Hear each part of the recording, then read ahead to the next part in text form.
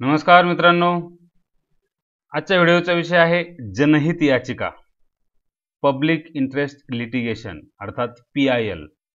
जनहित याचिका किंवा PIL हा शब्द आपण नेहमी ऐकत असतो, नेहमी आपल्या कानावर हा शब्द पडतो. अमुक एखाद्या व्यक्तीने किंवा एखाद्या संस्थेने अमुक एखाद्या मुद्द्यावर न्यायालयात जनहित याचिका दाखल केली आहे, अशा स्वरूपाच्या बातम्या आपण नेहमी ऐकत असतो. जनतेच्या व्यापक हिताशी संबंधित एखादा जर मुद्दा असेल तर त्या मुद्द्याची जर समजा शासन यंत्रणेकडून, एखाद्या प्राधिकरणाकडून किंवा अधिकार पदावरच्या एखाद्या व्यक्तीकडून जर अंमलबजावणी होत नाही असं जर एखाद्या भारतीय नागरिकाला वाटत असेल तर तो त्याच्यासाठी न्यायालयात दाद मागू शकतो. ही जनहित याचिकेची साधी सरळ संकल्पना आहे. ही आपल्या सर्वांना माहिती आहे. म्हणजे प्रदूषण, रस्त्यांची दुर्दशा असेल, सार्वजनिक अस्वच्छता असेल, सरकारी कार्यालयांमधला भ्रष्टाचार असेल, कायदे मंडळाने मंजूर केलेल्या कायद्यातल्या काही त्रुटी असतील, असे कित्येक मुद्दे आहेत की ज्याच्या मुद्द्यांवर सामान्य नागरिक न्यायालयाचे दार ठोठावू शकतो. आणि हा मार्ग जनहित याचिकेच्या माध्यमातून भारतातल्या सगळ्या नागरिकांना मिळालेला आहे. आणि म्हणून आजच्या लेक्चर्समध्ये आपण जनहित याचिकेशी संबंधित मुद्दे, म्हणजे जनहित याचिका म्हणजे काय, ही याचिका नेमकं कोण करू शकतो, कोणकोणत्या मुद्द्यांवर ही जनहित याचिका करता येते, जनहित याचिका आणि इतर घटनात्मक ज्या रीट आहेत त्याच्यात नेमका काय फरक आहे, जनहित याचिका कशी दाखल केली जाते किंवा त्यासाठी नेमका खर्च किती येतो, प्रत्येक जनहित याचिका आपण कोर्टात गेलो की ती दाखल करून घेतली जातेच का काही फेटाळले जातात, जर मग फेटाळले जात असतील तर मग जनहित याचिका कोणत्या मुद्द्यावर फेटाळली जाऊ शकते, जनहित याचिका ही घटनात्मक तरतूद आहे का, आपल्या राज्यघटनेत त्याची तरतूद आहे का, जनहित याचिकेमुळे न्यायालयांवर ताण येतोय का, आणि जनहित याचिका दाखल करण्यास नेमकी कधीपासून सुरुवात झाली, आणि जनहित याचिकेमुळे न्यायालयीन सक्रियता वाढली आहे, पण ती जास्त वाढली आहे का, अति वाढली आहे का, या सगळ्या मुद्द्यांचा उहापोह किंवा सगळ्या मुद्द्यांची चर्चा आज आपण या ठिकाणी करणार आहोत. हे सामान्य जनतेच्या दृष्टीने सुद्धा हे महत्त्वाचे मुद्दे आहेत. अभ्यासाचा विषय तर आहेच, परंतु भारतातल्या कोणत्याही सामान्य नागरिकाला हे मुद्दे माहीत असणं अपेक्षित आहे, गरजेचं आहे, आवश्यक आहे. बऱ्याच जणांना जनहित याचिकेबद्दल बरेचसे गैरसमज मनात असतात आणि म्हणून हे सगळे गैरसमज या ठिकाणी आपण या लेक्चरच्या माध्यमातून तुमचे नक्कीच दूर होतील. लेक्चर ऐकण्यापूर्वी सर्वांना विनंती आहे की ज्यांनी कुणी अजूनही हे चॅनल सबस्क्राईब केलेलं नाही त्यांनी जरूर चॅनल सबस्क्राईब करावं, व्हिडिओजला लाईक करावं, कॉमेंट द्याव्यात. आता बघा, आपल्या शासन यंत्रणेचं किंवा गव्हर्नमेंटचं स्ट्रक्चर आपल्याला माहिती आहे. शासनाचे प्रमुख 3 भाग मानतो आपण, लेजिस्लेचर, एक्झिक्युटिव्ह आणि ज्युडिशियरी. म्हणजे कार्यकारी मंडळ असेल, कायदे मंडळ असेल किंवा न्यायमंडळ असेल. आणि या कार्याच्या आधारावर हे विभाजन आपण केलेले आहे. म्हणजे लेजिस्लेचरमध्ये काय केलेले की लॉ मेकिंग बॉडी लेजिस्लेचरमध्ये, त्यात सेंट्रल आणि स्टेट असे 2 भाग आहेत. सेंट्रलमध्ये आपण पाहतो संसद आहे आणि त्या ठिकाणी प्रेसिडेंट, लोकसभा आणि राज्यसभा मिळून संसद बनते. राज्यांमध्येही तसंच आहे, विधिमंडळ असतं, त्याच्यामध्ये गव्हर्नर, विधानसभा आणि काही राज्यांमध्ये विधान परिषद असं स्ट्रक्चर असतं. एक्झिक्युटिव्हचं जर स्ट्रक्चर बघितलं तर त्यांच्याकडे जबाबदारी आहे लेजिस्लेचरनी बनवलेल्या कायद्यांची अंमलबजावणी करणे. मग ती सुद्धा 2 स्तरावर होते भारतामध्ये, सेंट्रल आणि स्टेट. सेंट्रल स्तरावर प्रेसिडेंट हा घटनात्मक प्रमुख आहे, व्हाईस प्रेसिडेंट आहे, आणि प्राईम मिनिस्टर हा वास्तविक प्रमुख आहे. तसंच राज्यात पण गव्हर्नर हा घटनात्मक प्रमुख आहे राज्याचा आणि चीफ मिनिस्टर हा वास्तविक प्रमुख आहे. आणि मग दोन्ही स्तरावर प्राईम मिनिस्टर आणि चीफ मिनिस्टर यांच्या नेतृत्वाखाली केंद्रात आणि राज्यामध्ये त्याचं मंत्रिमंडळ असतं. त्या मंत्रिमंडळामध्ये कॅबिनेट किंवा राज्यमंत्री किंवा उपमंत्री अशा प्रकारचे मंत्री असतात. हे आपण पाहिलं. ज्युडिशियरीमध्ये काय असतं की हे जे कायदे आहेत बनवलेले त्या किंवा त्या कायद्यांचं इम्प्लिमेंटेशन, तर त्या इम्प्लिमेंटेशन जर कायद्याचं होत नसेल, ते कायदे जर मोडले जात असतील तर अशांना शिक्षा करणे हे ज्युडिशियरीचं काम आहे. त्याची स्ट्रक्चर आपण पाहिलं की सुप्रीम कोर्ट आहे, हायकोर्ट आहे प्रत्येक राज्यांमध्ये, प्रत्येक राज्यात नाही पण किमान 25 राज्यांमध्ये हायकोर्ट्स आहेत, आणि डिस्ट्रिक्ट कोर्ट हे जिल्हा स्तरावर न्यायालय असतं आणि त्याच्याखाली JMFC कोर्ट हे ही आपल्या न्यायव्यवस्थेची एकेरी रचना आहे. तर आता न्यायव्यवस्थेची ही जी रचना आहे की कायदे मंडळाने कायदे करायचे, कार्यकारी मंडळाने त्या कायद्याची अंमलबजावणी करायची आणि न्याय मंडळाने त्या कायद्यांचा अर्थ लावायचा किंवा ते कायदे मोडणाऱ्यांना शिक्षा करायची. म्हणजे कायद्याच्या अर्थसंबंधात केंद्र सरकार, राज्य सरकार, नागरिक देशी किंवा आंतरराष्ट्रीय आणि खाजगी किंवा सरकारी संस्था यांच्यामध्ये कोणत्याही कारणास्तव वाद निर्माण झाला तर अंतिम निर्णय देण्याचा अधिकार हा न्यायमंडळाकडे असतो. आता साधारणतः एखादी घटना घडल्यानंतर आपण न्यायालयात जातो, यालाच आपण म्हणतो पोस्टमॉर्टम वर्क न्यायालयाचं. आपल्या न्यायालयाचं पोस्टमॉर्टम वर्क ही एक संज्ञा आहे बघा, की न्यायालयाचा संबंध कधी येतो, जनरली कधी येतो, की एखादी घटना घडून गेली की त्याबाबतचा खटला मग न्यायालयात पोहोचतो आणि मग न्यायमंडळाचं कामकाज सुरू होतं. मग त्या घटनेबाबतची जी काही तथ्य असतील ते न्यायालय तपासतात, त्याच्या आधारे आपला निर्णय देत असतं. त्याला आपण न्यायालयाचं पोस्टमॉर्टम वर्क म्हणतो, बरोबर आहे. म्हणजे एखाद्या घटनेशी संबंधित कोणत्याही एका पक्षाने, पार्टीने अपील करायची तरच न्यायालय त्यात हस्तक्षेप करेल. म्हणजे न्यायालयात तो मुद्दा आला तर न्यायालय त्याचे लक्ष देईल किंवा हस्तक्षेप करेल किंवा त्याच्यावरची सुनावणी घेईल. जर न्यायालयापर्यंत मुद्दा पोहोचलाच नाही तर त्याच्यावर न्यायालय सुनावणी घेणार नाही. ही आताच्या काळातली नाही सांगत, पण सुरुवातीच्या काळात ज्यावेळेस आपल्याला स्वातंत्र्य मिळाल्यानंतर आपली शासन व्यवस्था सुरू झाली, न्यायालयाचं कामकाज सुरू झालं आणि त्यावेळेच्या सुरुवातीच्या काळात अशा पद्धतीची व्यवस्था होती. म्हणजे स्वतंत्र भारतात सुरुवातीच्या काळात तरी अशी परिस्थिती होती. त्यावेळी आपल्याकडं जे काही न्यायालयाकडं जे काही खटले जातील त्या खटल्यांच्या माध्यमातून न्यायालयाकडून सामाजिक असेल, आर्थिक असेल, राजकीय अशा घटना घडामोडी ज्या असतील त्याच्यावर आपल्या निर्णयातून न्यायालय प्रभाव टाकत होतं. राज्यघटनेचं रक्षण करायची जबाबदारी न्यायालयाकडे असल्यामुळं राज्यघटनेशी संबंधित जर काही मुद्दा असेल तर न्यायालय त्याची आवश्यक दखल घेत होती. मात्र पोस्टमॉर्टम वर्क अशा स्वरूपाचं वर्क मॅक्झिमम जे वर्क होतं ते अशा पद्धतीचं होतं. अर्थात या काळात सुद्धा गोलकनाथ खटला असेल, केशवानंद भारती खटला असेल, मनेका गांधी खटला, मिनर्वा मिल्सची केस, रोमेश थापर केस, चंपकम दोरायराजन केस असेल, MR बालाजी केस, ब्रिजभूषण केस, हे सगळे खटले जे आहेत या सगळ्या खटल्यांच्या माध्यमातून न्यायालयाने आपल्या शासन यंत्रणेला चपराक दिली. शासन यंत्रणेचे जे काही चुकीचे कायदे असतील, निर्णय असतील ते बदलायला लावले. राज्यघटनेची विसंगत बाबी दुरुस्त करायला लावल्या शासनाला, संसदेला. आणि म्हणून राज्यघटनेत रक्षण करायची जबाबदारी या काळात न्यायालयाने पार पाडली. ओके, पण हे जे सगळे खटले होते ते सगळ्या खटल्यांमध्ये लोकस्टँडीचा संदर्भ होता. म्हणजे हे खटले कुणीतरी न्यायालयाच्या निदर्शनास आणून दिले आणि कुणीतरी म्हणण्यापेक्षा त्याच्याशी संबंधित आहेत त्यानेच ते आणून दिले न्यायालयाच्या, आणि मग न्यायालयाने त्याच्यावरची सुनावणी घेतली आणि निवाडा दिला. म्हणजे या सगळ्या खटल्यांमध्ये लोकस्टँडी म्हणजे ज्याच्याशी संबंधित केस आहे त्या व्यक्तीने ती केस न्यायालयाच्या निदर्शनास आणून दिल्यानंतर न्यायालयाने त्याच्यात हस्तक्षेप केला. बघा, आता लोकस्टँडी ही संकल्पना थोडीशी समजून घेतली पाहिजे. लोकस्टँडी म्हणजे काय? ज्यांचा त्या प्रकरणाशी प्रत्यक्ष संबंध नाही त्यांना त्या प्रकरणी न्यायालयात धाव घेताच येणार नाही असं न्यायालय सांगतं. म्हणजे तुमचा त्या खटल्याशी संबंध असेल तरच तुम्ही न्यायालयात खटला दाखल करू शकता. जी व्यक्ती प्रत्यक्ष पीडित असेल, ज्या व्यक्तीच्या अधिकारांचा संकोच झालेला असेल, तीच व्यक्ती न्यायालयात दाद मागू शकते. याला आपण लोकस्टँडी असं म्हणतो. म्हणजे लक्षात येतंय की लोकस्टँडी म्हणजे काय? तुमचा जर काही त्या केसशी संबंध असेल तरच तुम्हाला न्यायालयात जाता येईल. तुमचा संबंध नाही ना, मग तुम्ही न्यायालयात ती केस घेऊन यायचीच नाही. ओके, म्हणजे असा या संकल्पनेचा अर्थ आहे की लोकस्टँडीशिवाय तुमचा खटला न्यायालयात उभाच राहणार नाही. म्हणजे सुरुवातीच्या काळात तरी लोकस्टँडीला न्यायालयाकडून महत्त्व दिलं जायचं. म्हणजे जेव्हा एखादी बाब किंवा कृती ही राज्यघटनेची विसंगत आहे हे त्या कृतीमुळे पीडित जो कोणी होईल त्या व्यक्तीकडून न्यायालयाच्या लक्षात आणून दिलं जाईल आणि मग न्यायालय त्यात हस्तक्षेप करेल. अशी व्यवस्था सुरुवातीच्या काळात तरी नक्कीच होती. मात्र नंतरच्या काळात परिस्थिती बदलली आणि मग आपण न्यायालयीन सक्रियतेकडे वळलो. म्हणजे आता 70च्या किंवा 80च्या दशकाच्या सुरुवातीत, म्हणजे 70च्या दशकाच्या शेवटी किंवा 80च्या दशकाच्या सुरुवातीला याच्यामध्ये थोडासा बदल होऊ लागला. म्हणजे देशात जर राज्यघटनेच्या अथवा विशिष्ट कायद्यांच्या संदर्भात जर काही चुकीचं घडत असेल तर न्यायालय स्वतःहून त्याची दखल घेऊ लागलं. कोणतरी आपल्याकडे तक्रार करेल आणि नंतर आपण पाहू असा विचार सोडून न्यायालयाने प्रसंगी अधिक सक्रियता दाखवायला सुरुवात केली. स्वतःहून सक्रियता.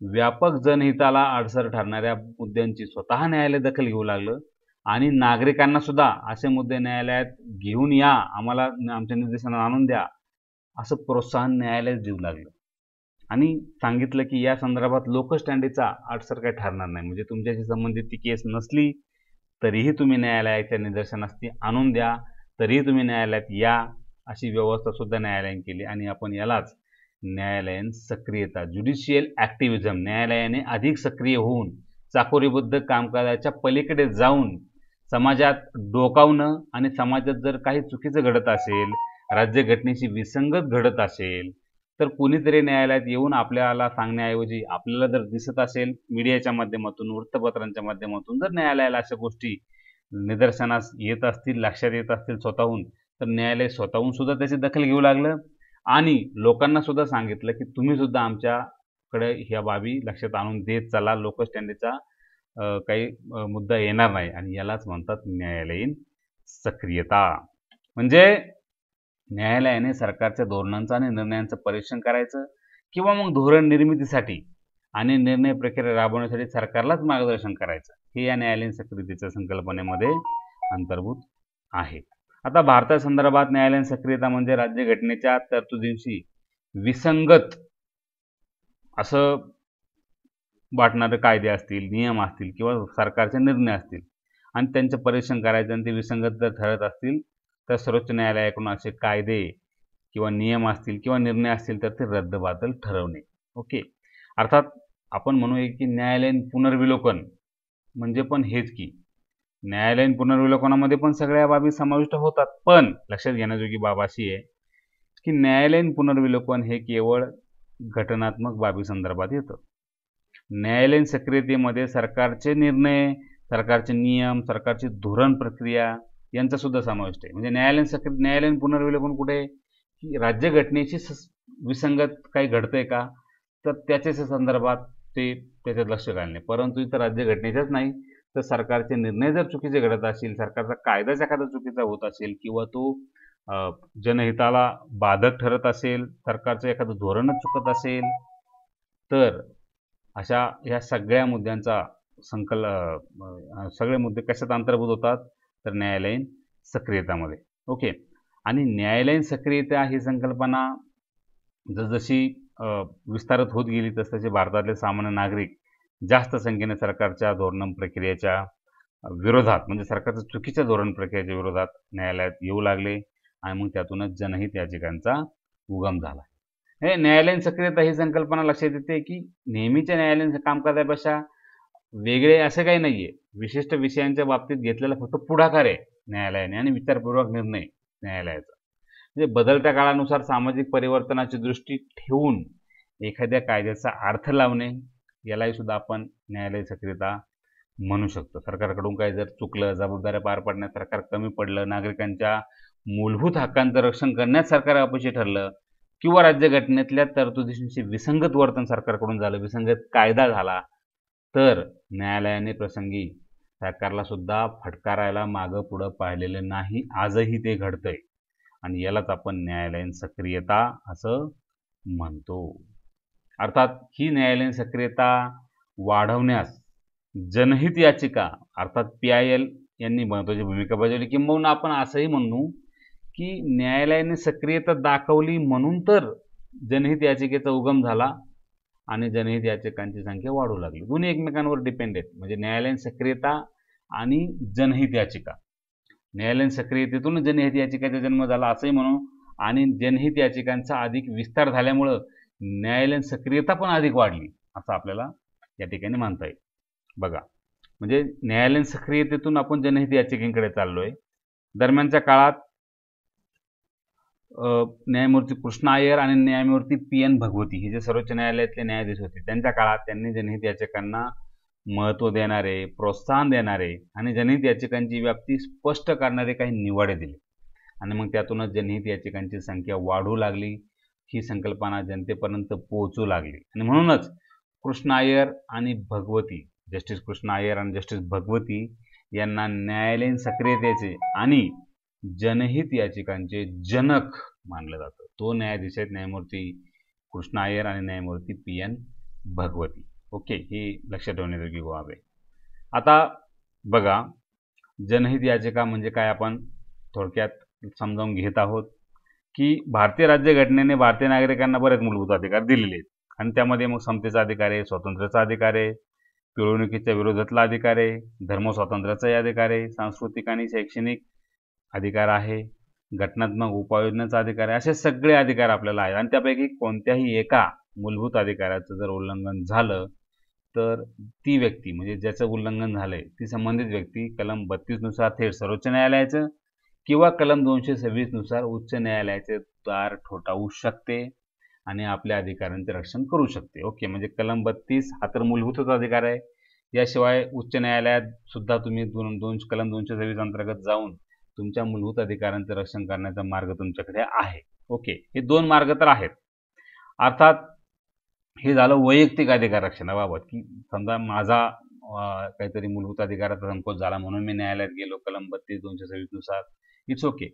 पण जेव्हा एखादा मुद्दा सार्वजनिक हितरक्षणाचा असेल, मला वैयक्तिक त्याची झळ नाही बसलेली, परंतु समाजातल्या अनेकांना त्याची झळ बसलेली, चुकीचं घडतंय असं जर आपल्याला वाटत असेल किंवा त्या एखाद्या मुद्द्यामध्ये व्यापक जनहित सामावलेलं आहे, तर मग अशाबाबत दाद कशी मागायची, कोणी मागायची, हा प्रश्न होताच तसा. म्हणजे राज्यघटनेत सुद्धा त्या संदर्भात काही उल्लेख नव्हता की एक वेगळा मार्ग पण आहे की न्यायालयाच्या निर्देशनात एखादी गोष्ट आणून द्यायची असेल. लोकस्टँडीचा अडसर सुरुवातीच्या काळात होता, त्यामुळं सुरुवातीच्या काळात हे होत नव्हतं. आणि मग ज्यावेळेस न्यायमूर्ती कृष्ण अय्यर, न्यायमूर्ती भगवती यांनी ही PIL ची संकल्पना जसजशी व्यापक करायला सुरुवात केली, त्यातून 1970च्या दशकाच्या शेवटी आणि 80च्या दशकाच्या सुरुवातीला जनहित याचिका या संकल्पनेचा उगम झाला असं आपण म्हणू शकतो. आणि 1976 सालच्या मुंबई कामगार सभा विरुद्ध अब्दुल थाई हा खटला लक्षात ठेवला पाहिजे. या खटल्याच्या सुनावणीच्या वेळी न्यायमूर्ती कृष्ण अय्यर यांनी दिलेला जो निवाडा होता, त्यातून सगळ्यात पहिल्यांदा जनहित याचिका या संकल्पनेचं बीजारोपण झालं असं आपण म्हणू शकतो. अलीकडच्या काळात या संकल्पनेची मोठी विस्तृत इमारत आपल्याला दिसते, परंतु तिचं बीजारोपण किंवा तिचा पाया घातला गेला तो या 1976च्या मुंबई कामगार सभा विरुद्ध अब्दुल थाई. पण अर्थात निव्वळ जनहित याचिकेचा पहिला खटला म्हणून याच्याकडे नाही बघता येणार, परंतु ह्या खटल्यामध्ये त्या अनुषंगाने न्यायालयाने थोडेसे स्टेटमेंट केले. ओके, आता खरं तर लोकस्टँडीची अट आपण आता पाहिलं की जनहित याचिकेत नसते. पण मग जनहित याचिका म्हणजे काय, की जनतेच्या हिताच्या दृष्टीने एखाद्या महत्त्वाच्या विषयाकडे न्यायालयाचं लक्ष वेधण्यासाठी जनतेच्या वतीने कुणीतरी पुढाकार घेऊन जेव्हा न्यायालयाकडे अर्ज करतं तेव्हा त्या अर्जाला जनहित याचिका असं आपण म्हणू शकतो. ओके, लोकस्टँडीच्या अर्थ या जनहित याचिकेत नाहीये. कोणतीही व्यक्ती इतर जनतेच्या हितासाठी, समाजातील दुर्बल घटकांच्या कल्याणासाठी न्यायालयात जाऊन जनहित याचिका दाखल करू शकते. म्हणजे न्यायालयाकडूनच या संकल्पनेचा उगम आणि विकास झालेला आहे. ओके, म्हणजे न्यायालयाने सुरुवातीला काही खटल्यांमध्ये अशा पद्धतीचा मार्ग सुचवला किंवा स्वतः काही दखल घेतली, स्वतः काही निवाडे दिले आणि मग नंतरच्या काळात म्हणजे हे एक एक्स्ट्रा ज्युडिशियस रेमेडी म्हणून आपण जनहित याचिकांकडे पाहू शकतो. ओके, 1976 साली 42वी घटनादुरुस्ती झाली राज्यघटनेमध्ये आणि मार्गदर्शक तत्वांतर्गत म्हणजे 42व्या घटनादुरुस्तीने बरेच काय झालं, त्याला मिनी कॉन्स्टिट्यूशन म्हणतात. पण त्यातला एक महत्त्वाचा मुद्दा आपल्या ह्या मुद्द्याच्या दृष्टीने येतो की या घटनादुरुस्तीमध्ये मार्गदर्शक तत्व जे होते त्याच्यात कलम 39 मध्ये ए ह्या उपकलमाचा समावेश केला आणि अशी तरतूद केली की सरकारने सगळ्या व्यक्तींना समान न्यायाची हमी द्यावी आणि गरिबांना मोफत कायदेशीर सहाय्य प्राप्त करून द्यायचं. म्हणजे राज्यघटनेतल्या कलम 39A चा इनडायरेक्टली का असेना पण जनहित याचिकेशी संबंध येतो. परंतु जनहित याचिका म्हणजे काय आणि त्याबाबतच्या कायदेशीर तरतुदी काय हे कोणत्याही कायद्यात स्पष्ट करण्यात आलेलं नाहीये. न्यायालयाने वेळोवेळी जे काही निवाडे दिले त्यातून ही याचिका किंवा ही संकल्पना अधिकाधिक स्पष्ट होत गेली. आता जनहित याचिकेचा जनहित याचिकेचा पहिला खटला म्हणजे हुसेन आरा खातून विरुद्ध बिहार राज्य 1979चा खटला आहे की जो खऱ्या अर्थाने PILचा खटला आहे. आणि या खटल्यामध्ये मुद्दा काय होता की कारागृहात जे काही कैदी होते ठेवलेले, कच्चे कैदी असतील, पक्के कैदी असतील, त्यांची अमानवी स्थिती नेमकी कशी आहे, म्हणजे त्यांची किती हाल होत आहेत, किती छळ होतोय, त्यांना किती समस्यांना सामोरं जावं लागतं जेलमध्ये, त्यांना कशा प्रकारे जनावरांसारखं डांबून ठेवलं जाते, हा मुद्दा या याचिकेमध्ये उपस्थित करण्यात आला होता. म्हणजे त्याचं झालं असं की एका राष्ट्रीय पेपरमध्ये एक बातमी छापून आली की बिहारमधल्या तुरुंगांमध्ये जवळपास 40,000 सगळे मिळून कैदी तुरुंगात कैद आहेत आणि हे जे कैदी आहेत त्या सगळ्यांना अतिशय नरक यातना भोगाव्या लागत आहेत. वर्षानुवर्षे त्यांच्यावरचे खटले प्रलंबित आहे, म्हणजे अंडर ट्रायल काही कैदी जे होते की त्यांच्यावरचा खटला न्यायालयात सुरू आहे, परंतु तोपर्यंत ते आतमध्ये आहेत आणि त्या खटल्यांची सुनावणी जसजशी लांबेल तसतसं त्यांना त्यात खितपत पडावं लागणार. अशा पद्धतीची ही त्या ठिकाणी अवस्था होती आणि खटल्यांचा निर्णय होत नव्हता. त्याच्यामुळं कायद्यांना खितपत पडावं लागत होतं आणि शिवाय त्यांच्यावर तुरुंगामध्ये अत्याचार व्हायचे, त्यांना सुविधा मिळत नव्हत्या, त्यांना त्यांना त्यांना अतिशय वाईट स्थितीत राहायला लागायचं, बऱ्याच गोष्टी होत्या. आणि ही जी बातमी होती, या बातमीवरून पुष्पकपिला हिंगोरानी या वकिलाने न्यायालयात जनहित याचिका दाखल केली आणि त्यांनी हा सगळा मुद्दा न्यायालयाच्या निदर्शनास आणून दिला. कुणी? पुष्पकपिला हिंगोरानी यांनी. आणि त्वरित न्याय मिळणे हा मूलभूत अधिकार आहे की जो कायद्यांना दिला जात नव्हता. हा मुद्दा न्यायालयात त्यांनी उपस्थित केला की न्याय मिळणं हे बरोबरच आहे, परंतु त्वरित न्याय मिळणे हा सुद्धा मूलभूत अधिकार आहे. आणि ह्या कायद्यांना जर त्वरित न्याय मिळत नसेल, म्हणजे त्यातल्या काही कायद्यांना तर शिक्षा होईल 2 वर्षाची आणि ते ऑलरेडी 4 वर्षापासून तुरुंगात आहेत. मग हे जर असं होत असेल तर हे चुकीचं आहे, असा मुद्दा न्यायालयाच्या निदर्शनास आणून दिला या महिला वकिलांनी. न्यायालयाने तो मुद्दा ग्राह्य धरला आणि सरकारला आदेश दिले की तुम्ही कायद्यांची स्थिती सुधारा आणि जे मुद्दे सगळे उपस्थित केले त्याची पूर्तता करा. आणि म्हणून हा खटला यशस्वी झाला आणि अशा प्रकारे जनहित याचिकेचा हा पहिला खटला होता की जो सक्सेस झाला आणि पुष्पकपिला हिंगोरानी यांना त्याच्यामुळंच मदर ऑफ PILs असं संबोधलं जातं. लक्षात ठेवण्यासारखी गोष्ट आहे. आता बघूया की जनहित याचिका संकल्पनेचा विकास कसा होत गेला, महत्त्वपूर्ण निवाडे कोणते.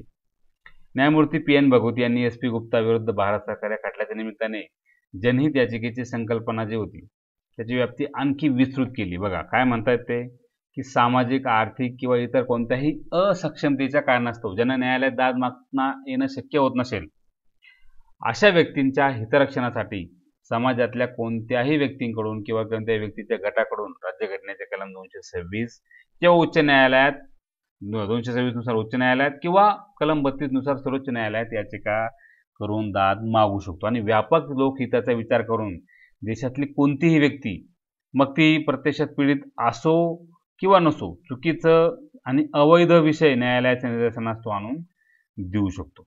न्यायमूर्ती भगवती यांनी जनहित याचिकेची संकल्पना जनतेसमोर सुस्पष्टपणे मांडली आणि त्यांनी असंही सांगितलं की जनहित याचिका दाखल करण्याची प्रक्रिया काय, तिचा मसुदा कसा तयार करायचा याबाबत जनतेने काही टेन्शन घेऊ नका.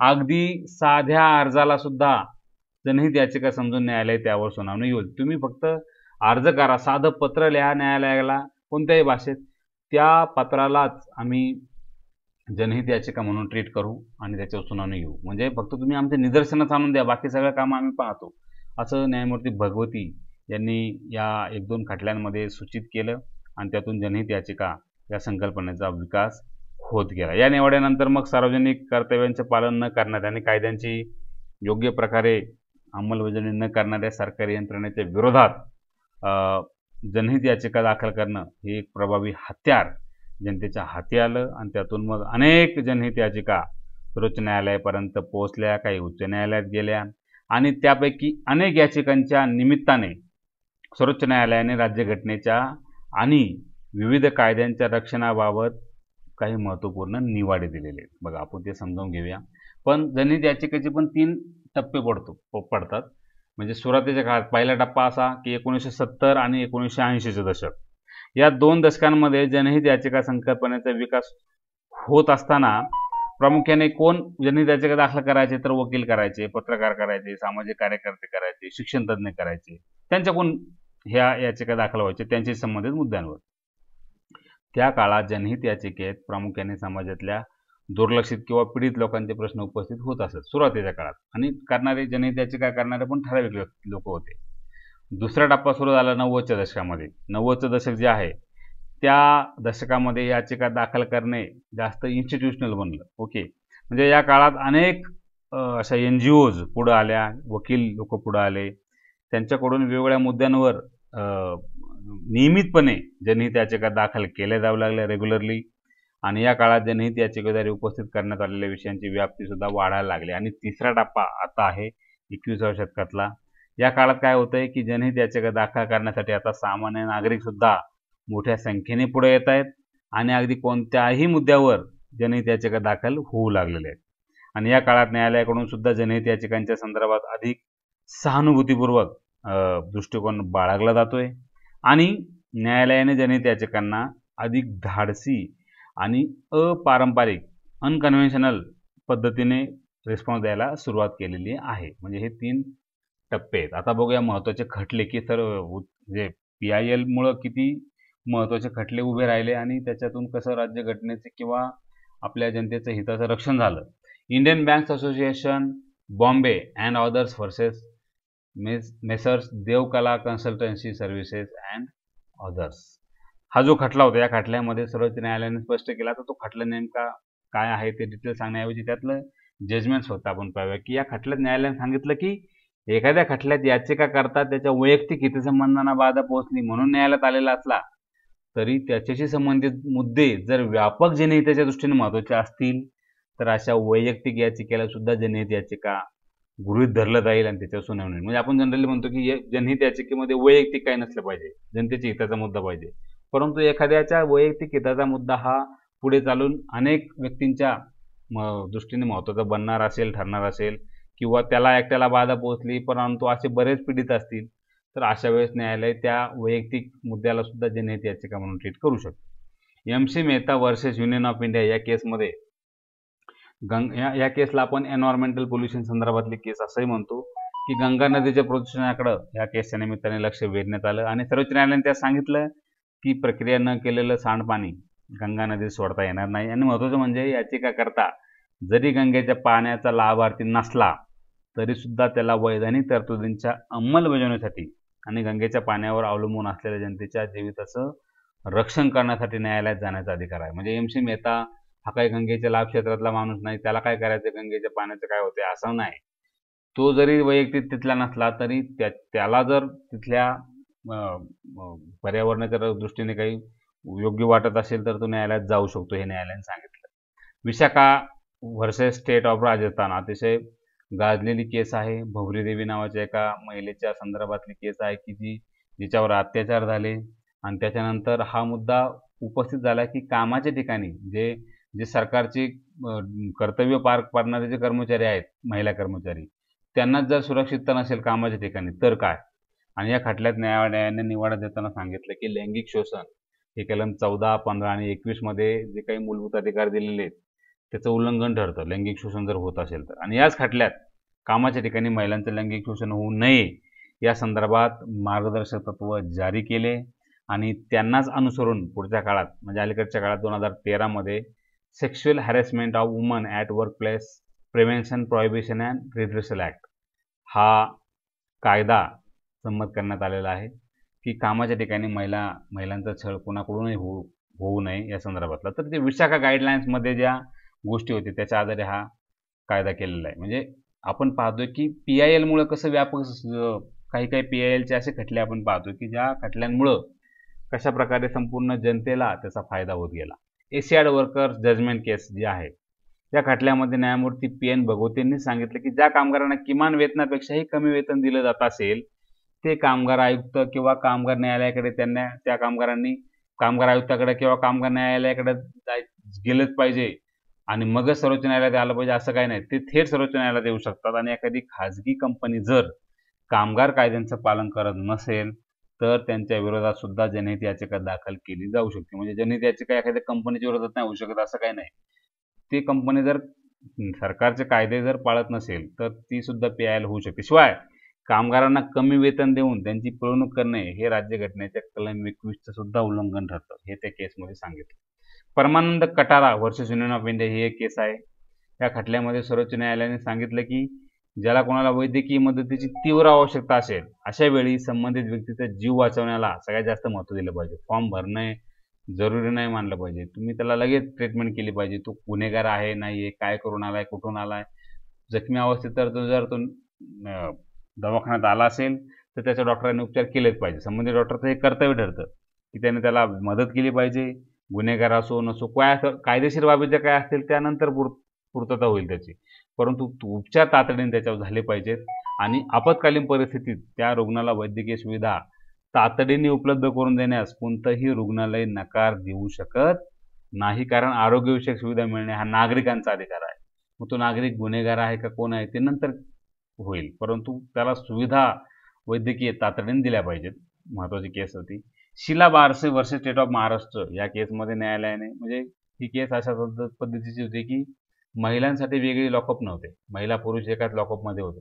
तर न्यायालयाने सांगितलं की महिला कायद्यांना स्वतंत्र लॉकअप असले पाहिजेत आणि त्या ठिकाणी सुरक्षेसाठी महिला पोलीसच असल्या पाहिजे आणि महिलांचा जबाब घेताना किंवा त्यांचं इंट्रोगेशन होत असताना त्या ठिकाणी किमान एक तरी महिला पोलीस अधिकारी उपस्थित असलीच पाहिजे. आणि तेव्हापासून मग महिलांसाठी सेपरेट लॉकअप सुरुवात झाली. Sunil Batra versus Delhi administration.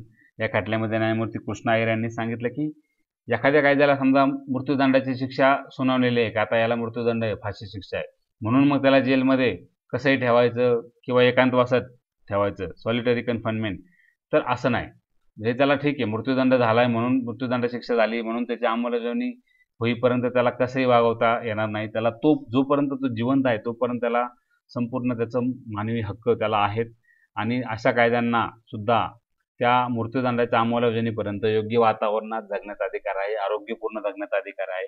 आणि हा तर मुद्दा आहे, शिवाय तुरुंगामध्ये बंदिस्त असलेल्या सगळ्याच कायद्यांचे मूलभूत अधिकार हे अबाधित ठेवलेच पाहिजे. हे तुरुंग अधिकाऱ्याचे कर्तव्य आहे आणि कायद्याची तुरुंगात कसल्याही प्रकारे कोणाकडूनही पिळवणूक होणार नाही, त्याच्याकडे अधिकाऱ्यांनी लक्ष दिलं पाहिजे. शिवाय कायद्यांना त्यांच्या तक्रारी लिखित स्वरूपात मांडता याव्यात यासाठी तुरुंगामध्ये लेटर बॉक्स सुद्धा ठेवले पाहिजे. त्याच्यानंतर SP Gupta versus union of India, त्याला फर्स्ट जजेस केसेस असं म्हणतात किंवा जजेस ट्रान्सफर केस असंही म्हणतात, की जजेसचं ट्रान्सफर करण्यासंदर्भात किंवा जजेंच्या नियुक्त्या करण्यासंदर्भात राष्ट्रपती किंवा सरन्यायाधीश यांच्यात नेमकी काय चर्चा झाली पाहिजे, एकमेकांची संमती असलीच पाहिजे की नसली पाहिजे.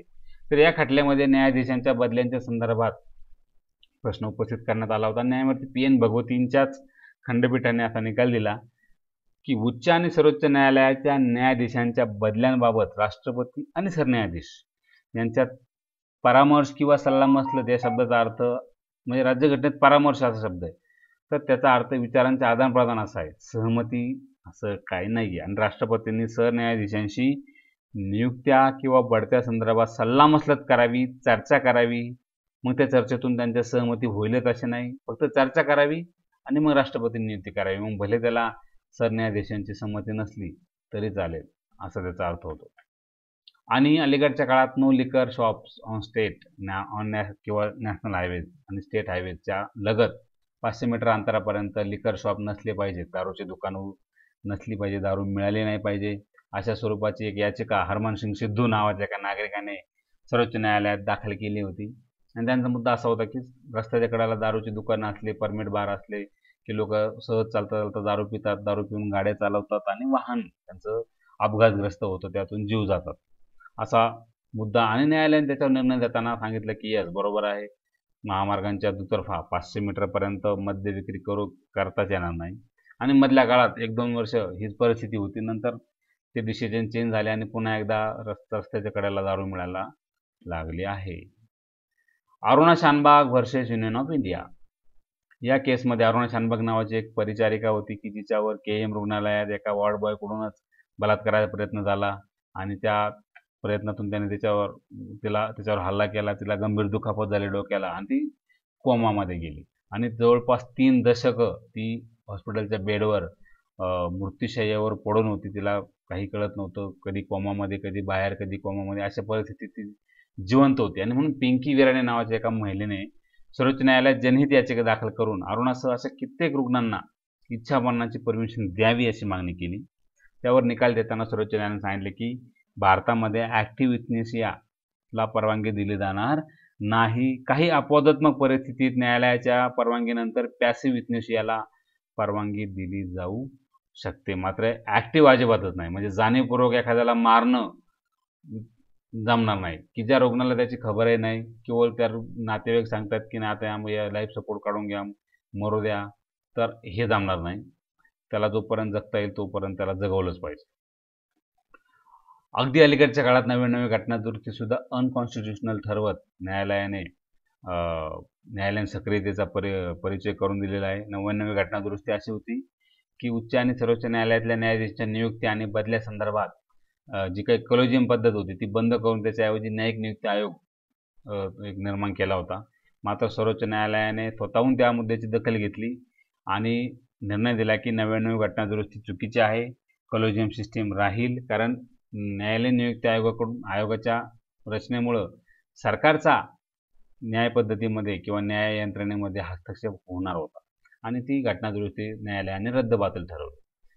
इमॅन्युअल केसमध्ये निकाल देताना सर्वोच्च न्यायालयाने सांगितले की एखाद्याने राष्ट्रगीत गायले नाही म्हणून त्याच्यावर कारवाई करणं योग्य नाही. म्हणजे शाळेच्या बाबतीत झालं होतं, काही विद्यार्थ्यांनी राष्ट्रगीत म्हणलं नव्हतं म्हणून त्यांना शाळेतून काढून टाकलं होतं. तर न्यायालयाने सांगितलं की असं करता येणार नाही, अभिव्यक्ती स्वातंत्र्य आणि धर्मस्वातंत्र्याचा विचार करता असं योग्य नाही. आणि राष्ट्रगीत म्हटलं नाही म्हणून कोणाच्या म्हणजे राष्ट्रगीत नाही म्हटलं त्यांनी म्हणून त्या मुलांच्या धर्माने अभिव्यक्ती स्वातंत्र्यावर बंधनं घालता येणार नाहीत. ही एक महत्त्वाची केस आहे, इमॅन्युअल केस. आणि अलीकडच्या काळात जालीकट्टू अर्थात बैलांच्या शर्यती, सर्वोच्च न्यायालयाने सांगितलं की बैलांच्या शर्यती या आयोजित करता येणार नाहीत, कारण बैलांच्या शर्यतीमुळे बैलांचा छळ होतो, त्यांच्या शारीरिक क्षमता, बैलांचं काम आहे कष्ट करणे, पळणे, रनिंग, हे काही बैलाचं काम नाही, ते घोड्याचं आहे. पण मग बैलाच्या शर्यती आयोजित करणं, बैलाला एका बाजूला आणि दुसऱ्या बाजूला घोड्याला झुंपणं, ही जी काही पद्धत आहे ही चुकीची आहे आणि म्हणून हे करता येणार नाही असं न्यायालयाने सांगितलेलं आहे. तर ह्या सगळ्या गोष्टी आहेत की ज्या माध्यमातून न्यायालयाने जनहित याचिकांच्या माध्यमातून न्यायालयाने अनेक महत्त्वाचे निवाडे दिले की ज्याचा व्यापक जनतेच्या दृष्टीने, जनतेच्या हिताच्या दृष्टीने त्याचा उपयोग झालेला आहे. जनहितार्थ याचिका किंवा जनहित याचिकेमध्ये कोणत्या संदर्भात अर्ज दाखल करता येतात. आता एक एक मुद्दा बघूया की कसले अर्ज करता येतात. एक म्हणजे ज्या प्रकरणांचा जनहितावर प्रभाव पडू शकतो अशी प्रकरणं, आणि दारिद्र्य अथवा अज्ञानामुळे आपल्या हक्कांच्या रक्षणासाठी न्यायालयात जायला असमर्थ असणाऱ्या घटकांचं हित, हे दोन मुद्दे आहेत. म्हणजे गरीब आणि सीमांत लोकांना न्यायाची दरवाजे खुली करता यावीत, हाच जनहित याचिकाचा मागचा उद्देश आहे की ज्याला न्यायालयात जाता येत नाहीत, काही दुर्बल असतात, काही पैसे नसतात, नॉलेज नसतं, नाही जाऊ शकत, पण मग अशा लोकांच्या हितरक्षणासाठी इतर कोणतरी न्यायालयात जाईल. ओके. आता जनहित याचिकेची उद्दिष्ट काय असावीत? अर्थातच कायदेशीर मार्गांचं ज्यांना ज्ञान नाही किंवा त्यांचा अवलंब करण्यासाठी त्यांच्याकडे पाठबळ नाही अशा लोकांना न्याय मिळवून देणे, कायदेशीर प्रक्रिया राबवून लोकांवर होणाऱ्या अन्यायाला वाचा फोडणे आणि राज्यघटना आणि विविध कायद्यांची प्रशासनाकडून सुव्यवस्थित अंमलबजावणी होत जर नसेल तर ते न्यायालयाच्या निदर्शनास आणून देणे. आता कोणत्या मुद्द्यांवर जनहित याचिका दाखल होऊ शकतात?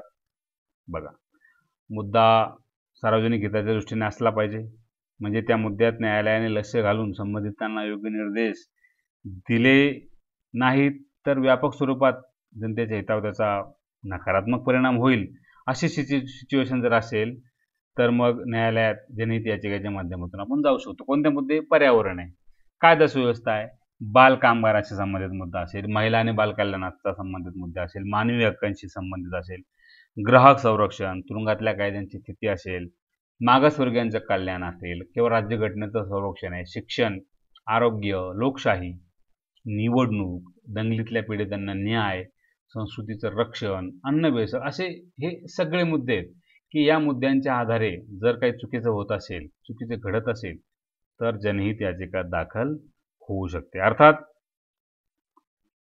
ज्या प्राधिकरणाच्या किंवा संस्थेच्या किंवा कार्यालयाच्या किंवा सरकारच्या विरोधात आपल्याला जनहित याचिका दाखल करायची असेल त्यांना याचिका दाखल करण्यापूर्वी एक पूर्वसूचना किंवा इशारा दिला पाहिजे की हे तुम्ही जर नाही केलं तर मी न्यायालयात जाईल, मी जनहित याचिका दाखल करेन, तुम्ही हे व्यवस्थित करा. आणि जर त्यानंतरही जर नाही झालं तर मग न्यायालयात जायचं, परंतु तुम्ही एक पूर्वसूचना दिली पाहिजे संबंधित यंत्रणेला, असं त्याचा अर्थ होतो. आता जनहित याचिका कोणत्या मुद्द्यांवर नाही दाखल करता येणार, कोणत्या मुद्द्यावर दाखल होते आता पाहिलं, पण कोणत्या मुद्द्यांवर नाही जनहित याचिका होत? तर तुमचं वैयक्तिक काही सांपत्तिक विवाद असेल, तुमचं भाऊबंदकीचे भांडणं असतील, भावाभावांची भांडणं असेल, भावकीबरोबर खुन्नस असेल, जमीन मालक भाडेकरू वाद असेल, नोकऱ्यांमधल्या बदल्या असतील, ह्या संदर्भातले जे काही मुद्दे असतील ते तुम्ही जनहित याचिकेशी जोडू शकत नाहीत, ते तुमचे वैयक्तिक आहेत. किंवा राजकीय दृष्टीने प्रेरित जर एखादा मुद्दा असेल किंवा त्यात काही दुसरा एखादा छुपा येतोय कोणाच तरी, त्यात काही छुपा अजेंडा असं न्यायालयाला जर वाटत असेल तर अशा याचिका दाखल होऊ शकणार नाही किंवा न्यायालय ते फेटाळून लावेल. आणि इतर न्यायालयात जर ऑलरेडी खटला त्याचा प्रलंबित आहे आणि तोच खटला पुन्हा जनहित याचिकेच्या स्वरूपात जर दाखल करायचं म्हटलं तर ते सुद्धा करता येणार नाही. म्हणजे इतरत्र प्रलंबित असलेला खटला तुम्ही PIL मध्ये नाही घेऊ शकत. ओके. आता जनहित याचिका कोणाविरुद्ध दाखल करता येते? तिघांच्या विरोधात दाखल करता येते. तिघे कोण? राज्य सरकार, केंद्र सरकार किंवा स्थानिक स्वराज्य संस्था. तिघांच्या विरोधात दाखल करता येते. अर्थात एक महत्त्वाचा मुद्दा असा आहे की खाजगी व्यक्तीच्या किंवा संस्थेच्या विरोधात जनहित याचिका दाखल केली जाऊ शकत नाही. ओके. खाजगी व्यक्तीच्या विरोधात जनहित याचिका नाही, तुम्ही डायरेक्टली त्याच्या विरोधात दावा दाखल करा, ती जनहित याचिका नाही. पण खाजगी व्यक्तीला सुद्धा जनहित याचिकेत प्रतिवादी करता येऊ शकते. आता कसं?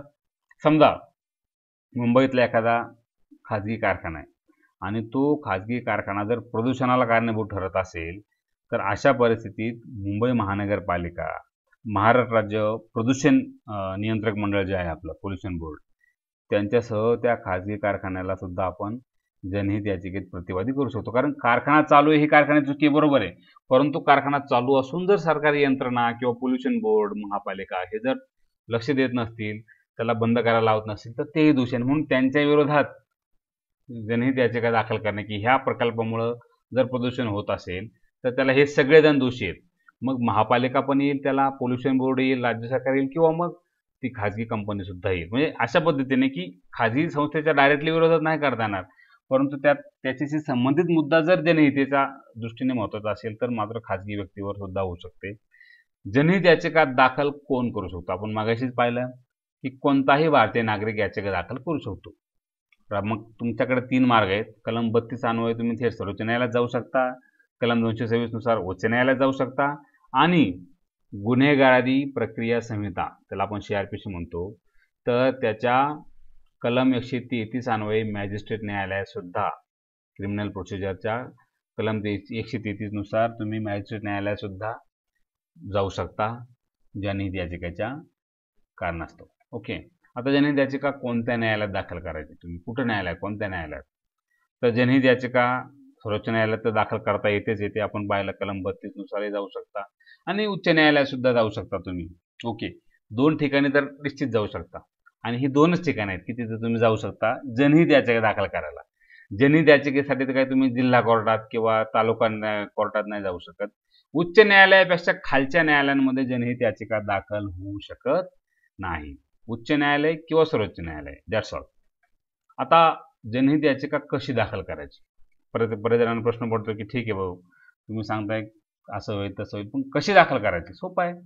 न्यायालयात तुम्ही पत्राद्वारे अर्ज करू शकता, म्हणजे एक साधं पत्र लिहू शकता, पोस्टरने पाठवून द्या, न्यायालय त्याची जनहित याचिका म्हणून त्याला देऊ शकते. दुसरा मार्ग आहे वकिलाद्वारे न्यायालयाच्या निदर्शनास आणून द्यायचं. एखाद्या वकिलाला सांगायचं की हा मुद्दा आहे, तुम्हाला त्यातलं नॉलेज आहे, कशा पद्धतीने प्रोसेस करायचं सांगा आणि तुम्ही न्यायालयाचं निदर्शन आणून द्या. किंवा तिसरा मार्ग आहे न्यायालय स्वतः सुद्धा कधी कधी एखाद्या मुद्द्याची दखल घेते. कारण न्यायालय म्हणजे कोण? न्यायाधीश. आणि त्या न्यायाधीशांच्या निदर्शनात जर एखादा मुद्दा, कारण न्यायाधीश सुद्धा सामान्य नागरिक आहेत, ते सुद्धा पेपर वाचतात, ते सुद्धा बातम्या पाहतात आणि त्यांना जर अशा पद्धतीने जर काही वाटलं की हे चुकीचं आहे तर ते सुद्धा स्वतः दखल घेऊ शकतात. आता न्यायालयाद्वारे पत्राद्वारे अर्ज करून न्यायालयात कसं करता येईल आपल्याला? एखादी व्यक्ती किंवा संस्था जनतेच्या हिताच्या दृष्टीने महत्त्वाच्या एखाद्या मुद्द्याकडं न्यायालयाचं लक्ष वेधू शकतं. पत्र जर उच्च न्यायालयात पाठवायचं असेल तर मुख्य न्यायाधीशांच्या नावाने, सर्वोच्च न्यायालयात पाठवायचं असेल तर सरन्यायाधीशांच्या नावाने पत्र पाठवायचं. पत्र तुम्ही हिंदी किंवा इंग्रजी भाषेत, कोणत्याही भाषेत लिहू शकता. पत्र तुम्ही टाईप करू शकता किंवा स्वतःच्या हाताने पण लिहू शकता, फक्त वाचता आलं पाहिजे अक्षर. पत्र पोस्टाद्वारे पाठवू लागतं, म्हणजे पोस्टाद्वारेच तुम्हाला पाठवावं लागेल. आणि कुठे पाठवावं लागेल? ज्या उच्च न्यायालयाच्या अधिकार क्षेत्राशी संबंधित विषय असेल त्याच उच्च न्यायालयात. म्हणजे महाराष्ट्रातला एखादा मुद्दा आहे तो तुम्ही कर्नाटक हायकोर्टात नाही, महाराष्ट्राशी संबंधित मुद्दा आहे का, ठीक आहे, मग मुंबई उच्च न्यायालयात जा.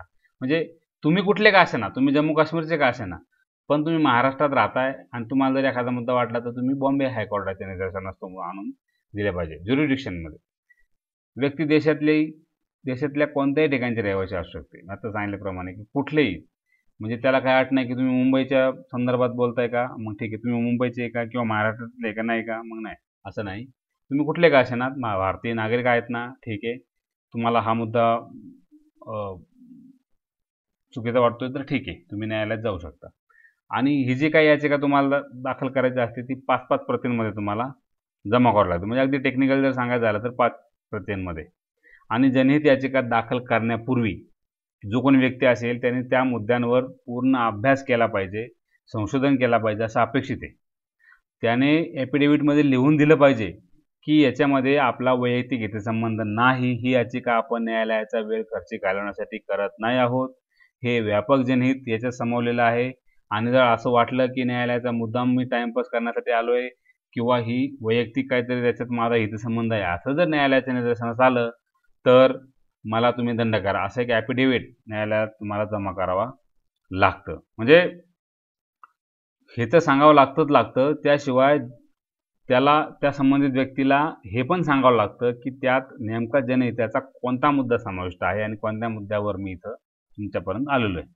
आता याचिकेत जे काही मुद्दे उपस्थित केलेत त्या संदर्भात जर याचिकाकर्त्याकडे काही पुरावे असतील तर ते पत्रासोबत जोडायचे. ते पत्र न्यायालयाच्या रजिस्ट्रारने जनहित याचिका म्हणून जर समजा सिलेक्ट केलं की ओके ह्याच्यातले मुद्दे महत्त्वाचे आहेत, तर मग ज्यांच्या विरोधात ती याचिका आहे त्यांना नोटीस काढली जाते आणि याचिकाकर्त्या व्यक्तीला सुद्धा सुनावणीसाठी न्यायालयात उपस्थित राहायला सांगितलं जातं आणि ती केस सुरू होते. आता दुसरा मार्ग आहे की वकिलाच्या निदर्शनास आणून देणे. आता हे सगळं जर असं वाटत असेल की नाही बुवा मग आता हे मी पत्र कसं पाठवायचं, काय लिहायचं, ती न्यायालयाची भाषा मला माहीत नाही, काही गरज नाही, न्यायालयाच्या भाषेचीही गरज नाही. तुम्ही तुमच्या भाषेत लिहा, न्यायालय समजून घेईल. पण समजा तुम्हाला जर वाटत असेल नाही ठीक आहे मी नाही हे करणार, न्यायालय वकील आहेत भरपूर आपल्याकडे, वकिलाला सांगा तुम्ही की हा मुद्दा आहे आणि तू माझ्या वतीने याचिका दाखल कर. वकील तुमच्या वतीने याचिका दाखल करेल. याचिकेचं तुम्हाला असं वाटत असेल की त्याचं ड्राफ्टिंग चांगलं झालं पाहिजे, कायदेशीर बाबी त्यात सगळ्या आल्या पाहिजे, असं जर वाटत असेल तर तुम्ही अवश्य वकिलांची मदत घ्या. आणि याचिका ऑनलाईन मात्र दाखल करता येत नाही. सगळ्या गोष्टी ऑनलाईन व्हायला लागल्या का त्याच्या काळात, पण याचिका नाही ऑनलाईन अजून तरी होत, ऑफलाईनच करावं लागेल तुम्हाला. ओके, म्हणजे हायकोर्टाच्या त्या बेंचमध्ये जाऊनच तुम्हाला ती याचिका दाखल करावी लागेल किंवा वकिलाला द्यावी लागेल, वकील जाऊन तिथं जाऊन स्वतः दाखल करेल. परंतु अशा पद्धतीने वकिलाकडून सुद्धा तुम्ही हे करू शकता. किंवा तिसरा मार्ग आहे न्यायालयाकडून स्वतःहून दखल घेऊन. पेपर आहेत, न्यूजपेपर्स आहेत किंवा न्यूज चॅनल्स आहेत किंवा इतर मीडिया भरपूर आहेत अलीकडच्या काळात, ट्विटर आहे, फेसबुक आहे, त्याच्या आधारे एखाद्या मुद्द्याची उच्च किंवा सर्वोच्च न्यायालयाकडून दखल घेतली जाऊ शकते आणि न्यायालय त्या बातमीची जनहित याचिका म्हणून सुनावणी घेते आणि निर्णय देते. म्हणजे 3 मार्ग आहेत. आता पुढचा प्रश्न साहजिक आहे की जनहित याचिकेसाठी किती शुल्क लागतं, पैसे किती लागतील, खर्च किती येईल जनहित याचिका दाखल करायला. तर काही खर्च येत नाही. साधारणपणे न्यायालयात दाखल केलेल्या फौजदारी किंवा दिवाणी खटल्यांबाबत जे काही याचिका असतात आपल्या, दिवाणी खटले असतील, फौजदारी खटले असतील, त्याला भरपूर खर्च येतो. मात्र जनहित याचिकांना अगदी किरकोळ. म्हणजे जनहित याचिकेत आपण जितक्या लोकांना प्रतिवादी केलेले आहे, जितक्या पार्टीज आहेत याच्या विरोधात त्याच्या विरोधात, तर जितक्या प्रतिवादींचा आपण उल्लेख केला असेल त्या प्रत्येक प्रतिवादी मागं केवळ 50 रुपये एवढं शुल्क आहे. म्हणजे 5 जण जर 5 प्रतिवादी असतील तर 50 गुणिले 5 250 रुपये. मग इतकं किरकोळ शुल्क आहे. म्हणजे एक याचिका दाखल करायला तुम्हाला फक्त 50 रुपये, एक जर पार्टी असेल एकाच्या विरोधात, जास्त असतील तर 50च्या पटीत, म्हणजे अगदी किरकोळ खर्च आहे. ओके, म्हणजे एवढाच खर्च आहे न्यायालयाचा. हां, मग आता समजा तुम्हाला वकील पाहिजे असेल, वकील लावायचा असेल, तर मग वकील जे काही फी घेईल ती घेईल. वकिलाची फी वेगळी आहे. मग न्यायालय किती घेतं तर एवढंच घेतं. वकील कदाचित एखादा वकील फुकटही करेल किंवा एखादा वकील एका दिवसाचे 1 लाख रुपये घेईल माहीत नाही. परंतु वकिलाची फी वेगळी आहे. परंतु वकील जर नावाचा नसेल तरी चालेल. म्हणजे याचिकाकर्ता स्वतः सुद्धा न्यायालयात बाजू मांडू शकतो बरं. म्हणजे असं काही नाही की वकिलाच्याच द्वारे मांडलं पाहिजे, काय नाही. तुम्ही जर यात जनहित याचिका दाखल केली, वकिलाची ऐपत नसेल तुमची, तर तुम्ही स्वतः न्यायालयाला सांगू शकता की मीच माझं बोलणं मांडतो, न्यायालय तुम्हाला परमिशन देईल. म्हणजे जनहित याचिकेसाठी शुल्क किती आहे? 50 रुपये पर प्रतिवादी. ओके, आता किती वेळ लागतो हे केसवर डिपेंड आहे. याचिकेत कोणते मुद्दे उपस्थित केलेले आहेत, तो मुद्दा किती व्यापक आहे त्याच्यावर सुनावणीचा वेळ अवलंबून आहे. मुद्दा समजा जर जीवित स्वातंत्र्य संबंधित असेल तर त्याच्यावर जलद, म्हणजे दाखल केल्यापासून अगदी 2-3 दिवसात सुद्धा सुनावणी सुरुवात होते. म्हणजे आणि अर्थात ती सुनावणी किती दिवस चालेल हे याचिकेत जे काही मुद्दे आहेत त्याची व्याप्ती किती त्याच्यावर अवलंबून आहे. म्हणून वेळ किती लागेल हे नाही सांगता येणार. 1 वर्ष लागेल, 1 महिना लागेल, 2 वर्ष लागतील, 10 वर्ष लागतील. पण ते डिपेंड्स की त्यात किती विषय आहेत, किती मुद्दे आहेत, किती त्याची व्यापकता आहे. ओके, आता पुढचा मुद्दा हे झाले सगळ्या प्रश्नांची उत्तरं की वेळ किती लागतो, शुल्क किती, कशी दाखल करायची, काय. आता या जनहित याचिकांचा गैरवापर सुद्धा होतो आणि म्हणून त्यांना PILला प्रायव्हेट इंटरेस्ट लिटिगेशन असंही म्हणायला लागलं अलीकडच्या काळात, किंवा पैसा इंटरेस्ट लिटिगेशन असंही म्हणतात, किंवा पब्लिसिटी इंटरेस्ट लिटिगेशन. म्हणजे खरं तर पब्लिक इंटरेस्ट लिटिगेशनला आता पब्लिसिटी, पैसा, प्रायव्हेट इंटरेस्ट लिटिगेशन असंही म्हटलं जायला लागले. हे का? तर त्याचा मिसयूज होतो. ह्या मिसयूजमधला पहिला मुद्दा असा आहे की विकास कामांमध्ये अडथळा निर्माण होतो. कसा?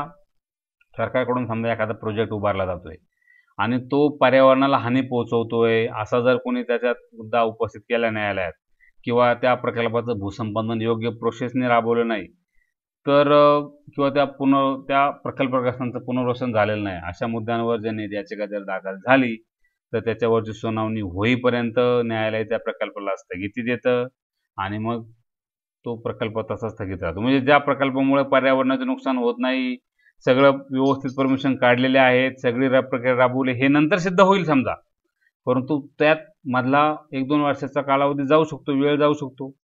त्यामुळं न्यायालयाचा अंतिम निकाल येईपर्यंत तो प्रकल्प रखडतो, विकास कामात अडथळा निर्माण होतो. ब्लॅकमेलिंगसाठी सुद्धा PILचा उपयोग केला जातो.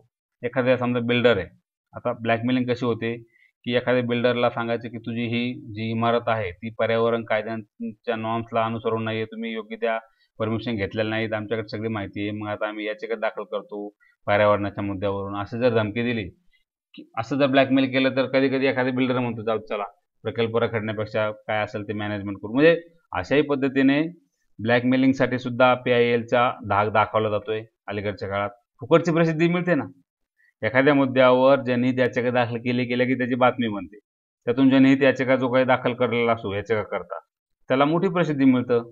आणि मुद्दामून काही लोक असा एखादा वादग्रस्त विषय उपस्थित करतात याचिकेतून की मग त्याची जास्त प्रसिद्धी, ब्रेकिंग न्यूज होईल, फुकटची प्रसिद्धी होते, निर्णय जाईल त्या विरोधात पुढच्या काळात, परंतु तोपर्यंत तर प्रसिद्धी मिळते. असे भरपूर प्रकार होतात. म्हणजे काहीतरी वादग्रस्त असे बोल्ड विषय घ्यायचे, उदाहरणार्थ मधल्या काळात एक याचिका दाखल केली होती की राष्ट्रगीतामधला सिंध हा शब्द वगळला पाहिजे, काढून टाका, आता सिंध आपल्याकडे नाही राहिला, भारताचं नाव हिंदुस्थानच केलं पाहिजे, भारत नको, इंडिया पण नको, राष्ट्रीय स्वयंसेवक संघावर बंदी घातली पाहिजे. असे काहीतरी असे वादग्रस्त मुद्दे काढायचे की जेणेकरून त्याला लगेच प्रसिद्धी मिळते. कोण म्हणतोय, काय म्हणतोय, असं म्हटलं, कुठला येतो, प्रसिद्धी मिळते. आणि म्हणून याचा सुद्धा गैरवापर होतो या माध्यमातून. देशविरोधी घटकांचा प्रभाव सुद्धा याच्यावर पडू शकतो. म्हणजे समजा देशात विकास कामं सुरू आहेत, त्याला जर खीळ वाचावी असं जर आपल्या शत्रू राष्ट्राला वाटत असेल, प्रकल्प रखडावा असं वाटत असेल, तर काही व्यक्ती किंवा संस्था आपल्या देशात आहेत, देशाबाहेर सुद्धा आहेत, ते काय करतात, कोणाला तरी हाताशी धरतात आणि जनहित याचिका करत राहतात. आणि जनहित याचिकेच्या माध्यमातून मग न्यायालयीन प्रक्रियेत वेळ खर्च होतो आणि एखादा प्रकल्प की जो पूर्ण लवकर झाला असता तो लवकर होत नाहीत, विकास कामावर परिणाम होतो, देशाचं नुकसान होतं. म्हणजे देशविरोधी घटक पण याच्यात कार्यरत असतात. राजकीयदृष्ट्या सुद्धा कधी कधी प्रेरित असतात. काही वेळा सत्ताधारी पक्षाला अडचणीत आणण्यासाठी, सरकारवर आरोप करण्यासाठी एखाद्या मुद्द्यावर जनहित याचिका दाखल करून मीडियाचं, जनतेचं लक्ष तिकडे वेधलं जातं, राजकीय धुराळा उडून दिला जातो. मुद्दा टाकला जो का असेना, परंतु ते नंतर सुरुवातीच्या काळात काहीतरी एखाद्या याचिका दाखल करून सगळा धुराळा उडून द्यायचा, राजकीय एखादं सरकार पण पडलेले ते अशा पद्धतीने बऱ्याच ठिकाणी की सरकार कोसळल्याची उदाहरणं आहेत. म्हणजे असंही होऊ शकतं, याचिकांचा गैरवापर पण आहे. मग टीका केली जाते की या गैरवापर जर होतोय तर मग याची जनहित याचिका ही जी संकल्पना आहे ती योग्य आहे की नाही, का अयोग्य आहे, किंवा त्याचं काय केलं पाहिजे. तर पहिली टीका अशी आहे की न्यायालय अतिसक्रियता दाखवतं, कधी कधी अतिसंवेदनशील बनलेलं आहे.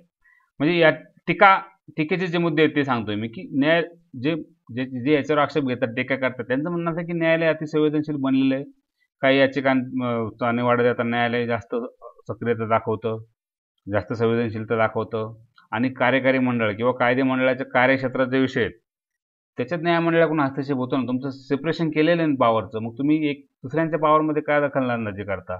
सरकारचं धोरण निर्मिती जे काय आहे त्याच्यावर न्यायालयाचा प्रभाव पडतो, अतिक्रमण होतं, म्हणून हे चुकीचं आहे. त्याचबरोबर न्यायसंस्था म्हणजे चळवळीचं केंद्र नाही किंवा राजकीय प्रश्न सोडवण्याची जागा सुद्धा नाही, हा मूलभूत सिद्धांत आहे. ओके, पण मग अलीकडच्या काळात काही निर्णय असे आपण पाहतो की हा सिद्धांत पाळला जात नाही. अनेक किरकोळ बाबींना सुद्धा न्यायालय अवाजवी महत्त्व देतात आणि मोठ्या प्रमाणात या जनहित याचिका दाखल करून घ्यायला लागलेत न्यायालय अलीकडच्या काळात. आणि मग किंवा स्वतःहून सुद्धा कधी-कधी अनेक मुद्द्यांची स्वतः दखल घेतात आणि मग त्याच्यामुळं असं होतं की न्यायालयासमोर आधीच प्रलंबित खटले काय कमी आहेत का? त्याच्यात मग अजून प्रलंबित. अनेक प्रकरणांमध्ये याचिकांचा गैरवापर पण होतो. आपण आत्ताच पाहिलं. न्यायालयाकडून दुसरी बाजू सुद्धा कधी-कधी विचारात नाही घेतली जात. म्हणजे समजा झालं समजा की एखादा औद्योगिक प्रकल्प आहे की जो चालू आहे, परंतु त्याच्याविरोधात याचिका आली पर्यावरणाचं अमकं-तमकं आणि समजा न्यायालयाने तो प्रकल्प बंद करायला सांगितला. ठीक आहे, पर्यावरणाच्या रक्षणाच्या दृष्टीने निर्णय दिला, परंतु त्या प्रकल्पावर काम करणारे हजारो, शेकडो कामगार असतात. ते पण बेरोजगार होतात. तर हा विचार न्यायालय करत नाही. त्यांचं काय? ओके. काही जनहित याचिकांवरचा अंतिम निकाल यायला वर्षानुवर्षे लागतात, परंतु तोपर्यंत त्या याचिकेशी संबंधित जे कोणते घटक असतील त्यांची पिळवणूक होत राहते दीर्घकालीन. देशातल्या सामाजिक, धार्मिक, आर्थिक, कायदा सुव्यवस्थेविषयक स्थिती जी असेल कधी-कधी दूषित बनते. वादग्रस्त मुद्दे असतील तर समजा भारताचं इंडिया इंडिया इंडिया किंवा हिंदुस्थान करणे, अरबी समुद्राचं नाव सिंधू सागर करा, राष्ट्रगीतच बदला, असे जर मुद्दे असतील तर त्याच्यातून काय होतं की भारताला धर्मनिरपेक्ष शब्द काढून टाका, असे जर मुद्दे असतील तर मात्र मग वाद होतो, कायदा सुव्यवस्था बाधित होते. पण मग न्यायालयात जनहित याचिकांचं ही टीका झाली, पण समर्थन करणारे पण काही मुद्दे आहेत. समर्थन असं आहे की आपण आत्ताच पाहिलं की अनेक सार्वजनिक प्रश्नांची सोडवणूक या जनहित याचिकाच्या माध्यमातून होत असते. SP गुप्ता केस असेल, फर्स्ट जजेस केस असेल, इंद्रसाने केस असेल, विशाखा केस असेल, MC मेहता केस आहे, नवीन जिंदाल केस आहे की त्याच्यामध्ये फ्लॅग कोड ऑफ इंडिया नव्याने दुरुस्त केला. तर असे काही आहेत की लँडमार्क जजमेंट्स आलेले, त्याच्यातून सार्वजनिक प्रश्नांची सोडवणूक झालेली आहे. त्याच्यामुळं हे मुद्दे न्यायालयाच्या निदर्शनास आणून दिले गेले म्हणून खूप मोठ्या गोष्टी घडलेल्या आहेत. म्हणून जनहित याचिका पाहिजे. जनहित याचिकांमुळे सार्वजनिक हिताचे अनेक महत्त्वाचे निर्णय सरकारला घ्यावे लागलेत. राज्यघटनेशी संबंधित कित्येक मुद्दे स्पष्ट होऊ शकलेले आहेत आणि त्यामुळं जनहित याचिकांमुळे सार्वजनिक हिताचे अनेक महत्त्वाचे निर्णय सुद्धा सरकारला घ्यावे लागलेले आहेत. अलीकडच्या काळात आपण पाहतो की कित्येक जनहित याचिकांमुळेच बरेचसे विषय पुढे आले. कायद्याचं किंवा राज्यघटनेतल्या तरतुदींचा गैरवापर करता येणार नाही याचा 10 कार्यकारी मंडळासमोर आणि सरकारी यंत्रणेसमोर उभा राहतो. जनहित याचिकांच्याच माध्यमातून आपण पाहिलं की ट्रिपल तलाकची पद्धत अलीकडच्या काळात जनहित याचिकामुळेच बंद झाली. 2019 मध्ये केरळमधल्या अय्यप्पा किंवा ते शबरीमाला मंदिर आहे बघा, तर त्या मंदिरामध्ये महिलांना प्रवेश नव्हता, तर न्यायालयाने सांगितलं की महिलांना प्रवेश द्या, म्हणजे महत्त्वाचा डिसिजन दिला न्यायालयाने. अर्थात त्याच्यानंतरही बऱ्याच गोष्टी घडतात, पण असे लँडमार्क जजमेंट की ट्रिपल तलाकवर बंदी, शबरीमाला मंदिरामध्ये महिलांना पण प्रवेश, तर असे महत्त्वाचे जे जजमेंट्स आलेले आहेत न्यायालयाचे ते जनहित याचिकेमुळेच आलेले आहेत. कुणीतरी न्यायालयापर्यंत गेलं म्हणून तर ते जजमेंट आले. म्हणून जनहित याचिका पाहिजे. त्यातून अनेक गोष्टींना सोल्युशन मिळतं. अनेक मुद्दे न्यायालयाच्या निदर्शनास येतात. न्यायालयाचं लक्ष वेधलं जातं आणि म्हणून जिवंत लोकशाहीचं लक्षण आहे. देशात कायद्याचं राज्य असावं अशी भावना नागरिकांमध्ये निर्माण होते. त्यांच्या मनात राज्यघटनेविषयी, देशाविषयी प्रेम निर्माण होतं आणि असं एक कॉन्फिडन्स असतो की सरकारचं चुकू दे काही की मी लगेच PIL दाखल करेल. त्याच्यामुळं हे जिवंत लोकशाहीचं लक्षण आहे जनहित याचिका म्हणजे. आणि त्यामुळं दुसरी गोष्ट म्हणजे याच्यासाठी फारसा खर्च येत नाही. आपण मगाशीच पाहिलं, अजिबात किरकोळ खर्च येतो. त्याच्यामुळे कोणताही सामान्य नागरिक न्यायालयात जाऊ शकतो, दाद मागू शकतो आणि म्हणून हा मार्ग पाहिजे असं बऱ्याच जणांना वाटतं. मग आता याचा समारोप आपण असा करूया की जनहित याचिकांचा काळजीपूर्वक वापर झाला पाहिजे. न्यायालयाने आपल्याकडे जे काही जनहित याचिका येतात त्याचं स्क्रीनिंग तर केलंच पाहिजे. कारण कोणत्या महत्त्वाच्या आहेत, कोणत्या नाहीत याचं पण एकदा एक स्क्रीनिंग झालं पाहिजे, डबल स्क्रीनिंग झालं पाहिजे की जेणेकरून मोजक्यात. कारण काय होतं की प्रत्येकाची याचिका जर दाखल करून घेतली तर मग मात्र त्यात वेळ जाऊ शकतो आणि म्हणून त्याचं स्क्रीनिंग न्यायालयाने पण केलं पाहिजे आणि जनतेची सुद्धा ही जबाबदारी आहे की या साधनाचा गैरवापर नको व्हायला. याचिकांचं स्क्रीनिंग तर झालं पाहिजे, मात्र जनतेची पण ती जबाबदारी. शिवाय जनहित याचिकांमुळे जी प्रलंबित खटले आहेत त्याची संख्या वाढणार नाही याचं न्यायालयाने सुद्धा उपाययोजना केली पाहिजे की आपण आलेल्या जनहित याचिका दाखल करून घेतोय, परंतु आपल्याकडचा लोड वाढणार नाही. एखाद्या खटल्यावरचा निकाल उशिरा जाणार नाही. कारण शेवटी कसं असतं, उशिरा जर न्याय मिळाला तर तो अन्यायासारखाच असतो. म्हणजे आपण म्हणतो ना, उशिरा न्याय मिळणे हे न्याय नाकारण्यासारखं असतं. म्हणून एखाद्या मुद्द्यावर उशिरा जर न्याय मिळत असेल 5-5, 10-10 वर्षांनी तर ते काही उपयोग नाही. म्हणून प्रलंबित खटल्यांचा निपटारा पण झाला पाहिजे. जनहित याचिकांना पण ट्रीटमेंट दिली पाहिजे, परंतु त्याच्यामुळं प्रलंबित खटल्यांची संख्या वाढू नये न्यायदानास उशीर होऊ नये याचंही नियोजन न्यायालयाकडून होणं आवश्यक आहे आणि गैरवापर होणार नाही या याचिकांचा या दृष्टीने न्यायालयाकडून कठोर नियम केले पाहिजेत, तरतुदी केल्या पाहिजेत, दंड केले पाहिजेत असं जर निदर्शनास आलं तर, की जेणेकरून बाकीच्यांना चाप बसेल. आणि शेवटचा महत्त्वाचा मुद्दा की जिवंत लोकशाहीसाठी ही अत्यावश्यक बाब आहे. त्यामुळं PIL असल्याच पाहिजे, दाखल केल्याच पाहिजेत, मात्र त्याचा गैरवापर व्हायला नको. तर PILच्या संबंधित सगळ्या मुद्द्यांचा मी उहापोह केलेला आहे. जनहित याचिका कशी दाखल करायची हे सुद्धा सांगितलेलं आहे आणि सामान्य नागरिक म्हणून सुद्धा तुम्हाला हा सगळा मुद्दा समजला असेल अशी आशा करतो. धन्यवाद.